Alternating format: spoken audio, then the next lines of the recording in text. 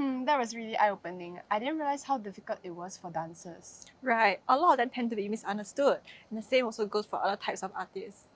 Now that we've talked about fashion, music, and dance, what about art? Like drawing?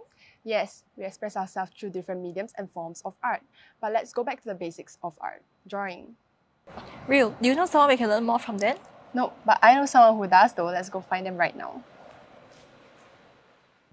Based on a survey by the Straits Times, many of the 1,000 respondents found that artist was one of the more non-essential roles in society. With that in mind, how do you think artists themselves feel about this? Well, welcome to Painted Perspectives, where today we'll be exploring...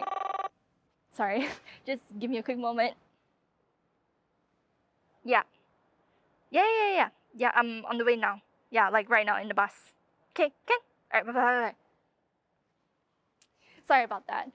As I was saying, well, maybe instead of saying, I think it'd be easier to just show you. Follow me.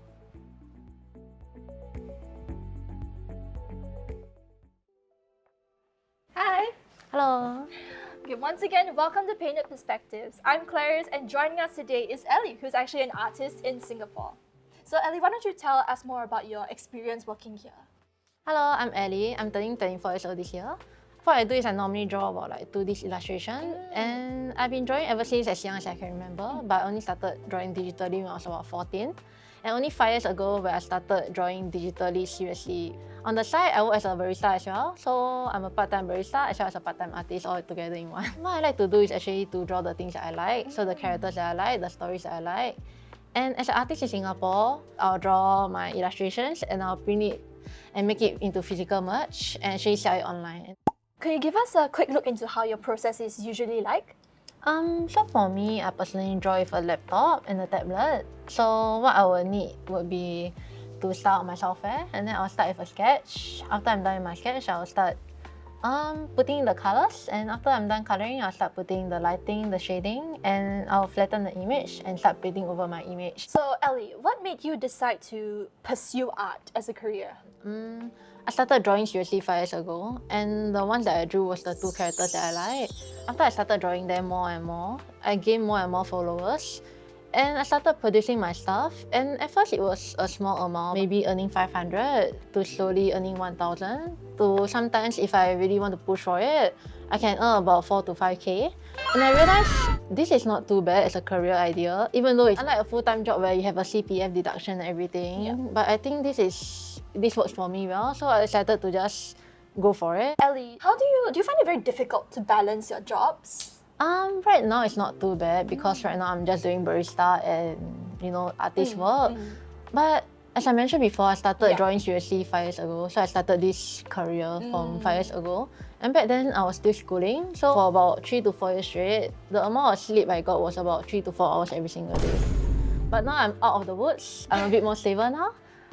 I think it's quite easy to balance in the sense that I have a part-time work, and I think that part-time work is actually very important for me because during a period of time where I didn't have a part-time work at all and I was just drawing, I was sleeping at 2 p.m. and waking up at 9 p.m. So it was just a very horrible time. In that case, what are your thoughts on pursuing art as a career? I think it's a bit risky to pursue arts as a career if you are thinking of doing the same thing as me, which is like 2D illustrations. Because I have to take care of promoting, I have to take care of manufacturing, everything has to be done on my own. So I would say that if you want to pursue arts as a career, it's good to have a job at the side and see how much money your arts actually bring in before starting to seriously consider pursuing arts as a career. What were some people's reactions to you choosing to pursue art as a career? I would say mostly negative because I kind of grew up drawing and my mom would see it and be like, oh, art does nothing for you, you shouldn't pursue it as a career at all. But after she realized how much I'm actually bringing in, she'll be like, oh, that's okay. So I guess at the end of the day, it's something like, if there's money coming in, it's a positive thing. But if there's no money coming in, it's a negative. Yeah. So I would say mostly negative to me doing arts. How about your friends around you? Did they also have a similar reaction to your mum?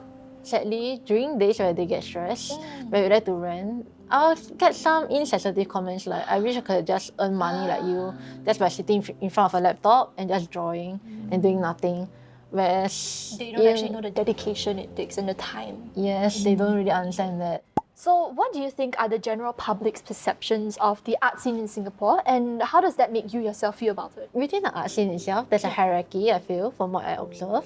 So you have artists like us, digital artists, and then you have the musicians, you have the writers, and you have the composers and stuff, and then we have the one that I feel as though is the top, fine arts.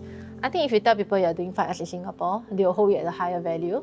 But if you tell them you're doing arts as an writer, they won't really cherish you that much. And even up till now, I think Singapore is trying to integrate arts into a society more, as you could tell from HDB blocks having art murals painted on them. But at the end of the day, they are still fine arts. So I think the general public perception is still not going to change anytime soon. I think it will still continue to be negative.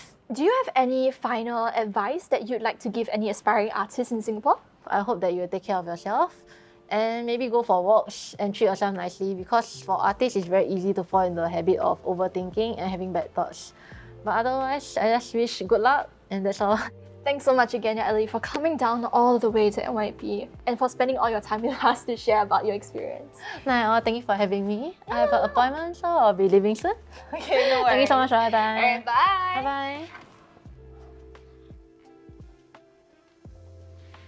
Wow.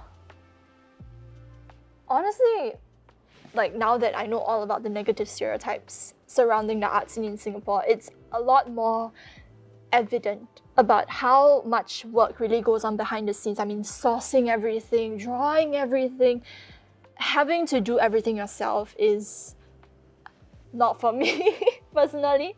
But honestly, after learning about all of this, I think it's even more important that we try to support the local art scene as much as possible, be it from buying their merch, for example, maybe even going to Instagram or whichever social media platform you use, and just liking the post, commenting, even engagement helps, to be honest.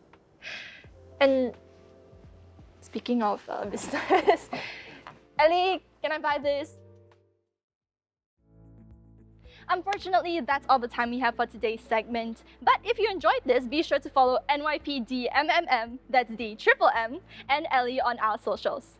Thanks once more, and we'll see you again next time. Bye! So, what do you think of today? Pretty good. It was interesting hearing from artists across different disciplines share their experience and their craft. Yep, I was able to clear my head after listening to what other people talk about art. I think I'm planning to go home to talk to my parents about music again. Hopefully they'll be more understanding this time round. 加油! Thanks, I will. Let's head back to class now.